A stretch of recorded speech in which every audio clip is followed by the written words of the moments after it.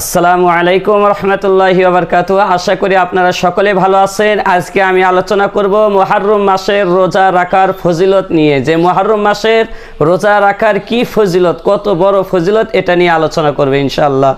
তো মুসলিম শরীফের 1163 নম্বর হাদিসে নবী করিম সাল্লাল্লাহু আলাইহি ওয়াসাল্লাম বলেছেন যে আফজালুস সিয়াম বাদা রমাজান শাহরুল্লাহিল মুহররম। রমজানের রোজার পরপরই মুহররম মাসের রোজা সর্বশ্রেষ্ঠ। ওয়া আফজালুস সালাত বাদাল ফরিজাতি সালাতুল লাইল, এবং ফরজ নামাজের পর উত্তম নামাজ হইল তাহাজ্জুদের নামাজ। তো একবার সাহাবায়ে কেরাম রাসূলুল্লাহ সাল্লাল্লাহু আলাইহি ওয়াসাল্লামকে জিজ্ঞাসা করলেন যে আইয়ু শাহরিন তা'মুরুনি আন আসুমা বাদা রমজান, যে ইয়া রাসূলুল্লাহ, ইয়া হাবিবাল্লাহ, আমরা কোন মাসে রমজানের পরে রোজা রাখার হকদার, আমাদেরকে নির্দেশ করেন কোন মাসে।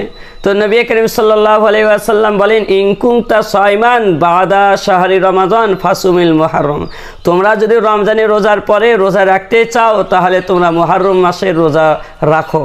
ফাসুমিল মুহররম ফাইন্নাহু শাহরুল্লাহ, কেননা এই মুহররম মাসটা হলো আল্লাহ পাক রব্বুল আলামিনের মাস।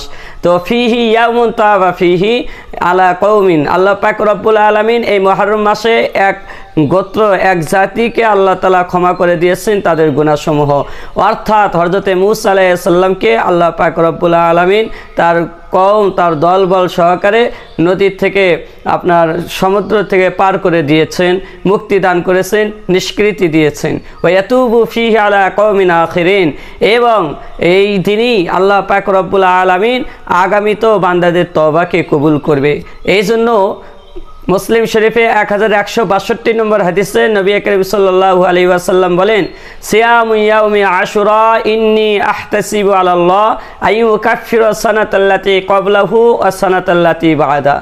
নবী করিম সাল্লাল্লাহু আলাইহি ওয়াসাল্লাম বলেন যে আশুরার দিনের রোজার ব্যাপারে আমি আশাবাদী আল্লাহ পাক রব্বুল আলামিনের নিকটে, যে আইয়ু কাফিরু সানাতাল্লাতী ক্বাবলাহু ওয়া সানাতাল্লাতী বা'দা, আল্লাহ পাক রব্বুল আলামিন ওই ব্যক্তি তার পূর্বে এবং পরে 2 বছরকার সগীরা গুনাহ আল্লাহ তাআলা মাফ করে দিবে।